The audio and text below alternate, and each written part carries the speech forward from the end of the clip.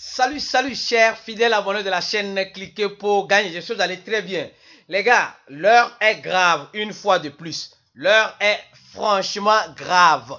Oui, la nouvelle vient de tomber et nous allons faire une petite analyse ensemble. Ceux qui le sont jusqu'à la fin de cette vidéo vont comprendre ce qui peut toutefois arriver. Le fondateur de FTX vient de démissionner et il a décrété faillite. Quelles sont les conséquences que ça peut causer? Quels sont les avantages?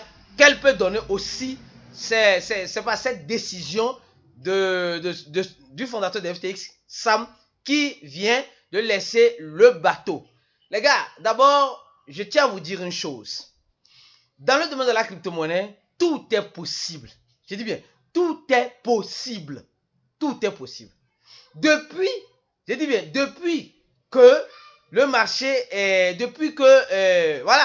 le tweet de Cézanne nous a donné l'alerte de Cézanne concernant FTX, nous avons vu beaucoup de choses. Nous avons vu même des échangeurs qui sont en train de montrer leurs réserves. Nous avons vu Binance qui a montré ses réserves. Nous avons vu, comment appelle-t-on, Crypto.com qui a montré ses réserves. Nous avons vu, OKX qui a montré aussi ses réserves. Ici, nous sommes en train de voir les réserves aussi de Get.io. Nous sommes en train de voir les réserves de Get.io. Ici, les réserves, ce n'est pas eux qui vont vous les montrer sur Get.io. Il suffit simplement de suivre le processus, vous loguer avec votre ID bien sûr, et vous voyez les réserves de Get.io. Alors donc, je pense que c'est intéressant de voir les réserves que les échangeurs ont. Et ici, on vous montre pour Get.io, depuis leur site, ce n'est pas quelqu'un qui va venir tweeter et tout le reste, non. Vous allez voir les informations nécessaires, l'utilisateur, comment faire, comment voir les informations nécessaires. Tout est en bas ici. Tout est en bas, comment vous pouvez voir les réserves de Get.io. C'est vraiment intéressant que maintenant les crypto-monnaies, les échangeurs commencent par montrer leurs réserves de façon transparente pour rassurer les investisseurs.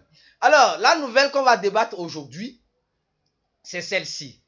D'abord, avant de commencer, on va analyser ça d'abord.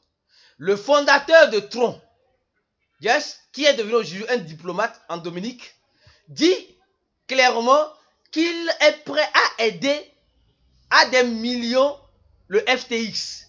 Voilà, il dit qu'il est prêt à aider. Et ceux qui n'ont pas encore regardé cette vidéo, vous allez voir Urgence FTX. Je vais mettre ça en calme. À la fin de la vidéo, vous allez regarder. Quand vous allez regarder, vous allez mieux comprendre. Vous allez mieux comprendre.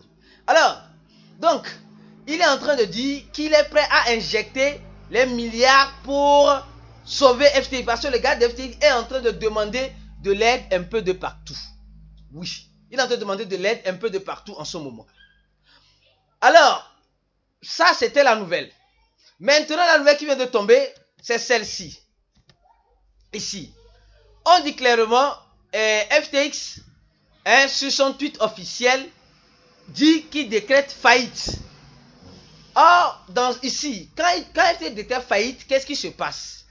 Le CO, selon leur article 11, suivant la loi américaine, le CEO va démissionner, et doit donner sa place à quelqu'un. C'est là que l'affaire devient intéressante. Et quand il décrète faillite, cet article n'inclut pas certaines sociétés dans lesquelles FTX fait partie. Donc FTX Global et FTX Global et FTX américain, nous sommes tous dans le même bain. Donc quand il décrète faillite, ce qui va se passer maintenant, c'est que le CEO doit laisser, Sam ici, que nous voyons ici, doit laisser sa place. Et à qui il laisse sa place? Si ce jeune homme était en train de demander de l'aide un peu de partout à cause de sa mauvaise gestion de son échangeur, où il n'avait pas fait des réserves, et maintenant il demande de l'aide à d'autres échangeurs qui n'ont pas encore donné une réponse, et le fondateur de Tron dit clairement qu'il est prêt à injecter des milliards. Est-ce qu'il est parti demander de l'aide au fondateur de Tron? Point d'interrogation. Maintenant, regardez très bien ici. Celui à qui il va demander de l'aide, c'est celui qui est le nouveau CEO, je peux dire le nouveau CEO de FTX, c'est un avocat. Apparemment, c'est un avocat. Oui, c'est un avocat qu'on appelle John Lee. C'est un avocat. Et cet avocat-là, maintenant, venons sur la biographie de cet avocat-là. Venons sur la biographie de cet avocat-là. Cet avocat-là, quelques informations sur lui. C'est un avocat apparemment qui est spécialisé dedans. D'abord, pourquoi un passionné des crypto-monnaies laisse sa place à un avocat? Sûrement parce que l'avocat est mieux placé pour faire face aux problèmes juridiques. Et cet avocat-là, sûrement n'a pas pris le poste parce que, voilà, il va prendre... Non, il a pris parce qu'il est conscient de ce qu'il est en train de faire. Et quel est ce type d'avocat? Quand on voit la biographie de cet avocat, c'est un avocat qui a plusieurs fois sauvé certaines banques en faillite. Lui, son domaine, c'est les entreprises en faillite pour essayer de remonter la pente. Alors donc, ça veut dire quoi? Ça veut dire clairement et simplement que est-ce possible que nous revoyons FTX comme elle était avant? Je ne sais pas. Peut-être que oui, peut-être que non. Comment le marché est en train de répondre à cette préoccupation? Nous allons voir tout à l'heure ici. Alors donc, regardez, tout a commencé par chuter. Le Bitcoin qui essayait d'avoisiner 17 000 $ a eu une chute de presque 2% après cette annonce. Et regardez l'actif FTT de FTX qui ne fait que chuter. Qui ne fait que chuter. Alors donc, cet avocat-là qui remplace Sam, il sait pourquoi il a pris. Dans sa carrière, il a eu beaucoup, comme le dit ici, il a eu beaucoup de dossiers en ce sens-là. Des entreprises qui ont fait faillite et qui ont revu le jour. Peut-être pas 100%.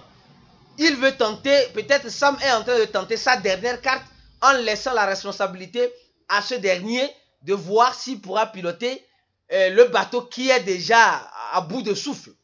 On ne sait pas. Alors donc, qu'est-ce qui se passe? Peut-être c'est une transition parce que lui prend pour le moment la transition. C'est la transition que lui prend. Peut-être il est en train de préparer les dossiers pour un autre avocat qui va venir. Pour un autre CEO qui va venir. Peut-être qu'il serait dans le domaine des cryptos. Donc, tout ça, c'est vraiment flou cette affaire-là.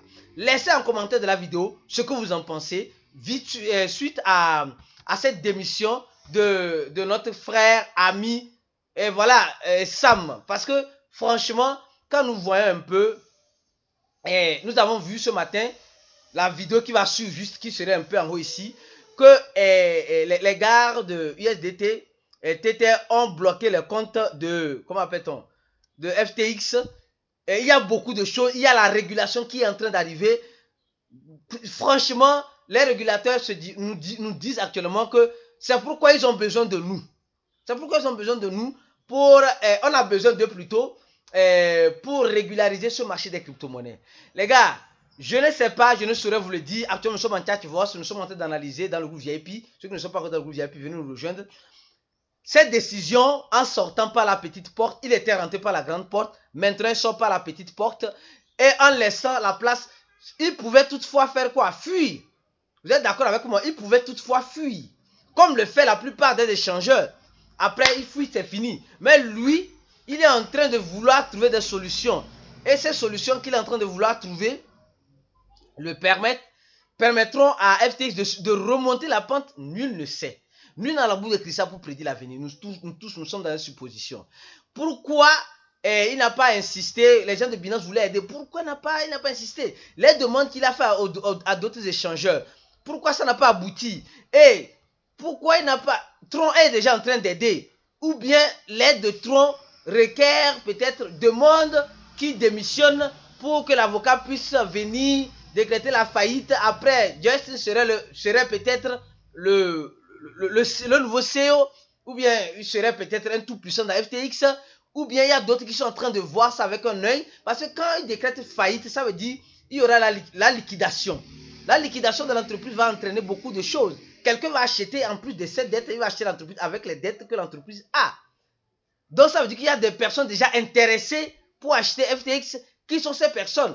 Sûrement cet avocat-là que nous sommes en train de voir ici va traiter tous ces dossiers-là et peut-être donner sa place à quelqu'un d'autre qui va peut-être venir dans les jours, dans les années, c'est pas moi, à venir. Ou bien c'est la fin carrément de FTX, c'est pour dire c'est mort. Mais bon, si vraiment cette plateforme tombait sans, je peux dire en gros, et sans donner une suite favorable à ce feuilleton que nous sommes en train de voir, tout le monde va en souffrir. C'est pourquoi le marché est en train de souffrir actuellement.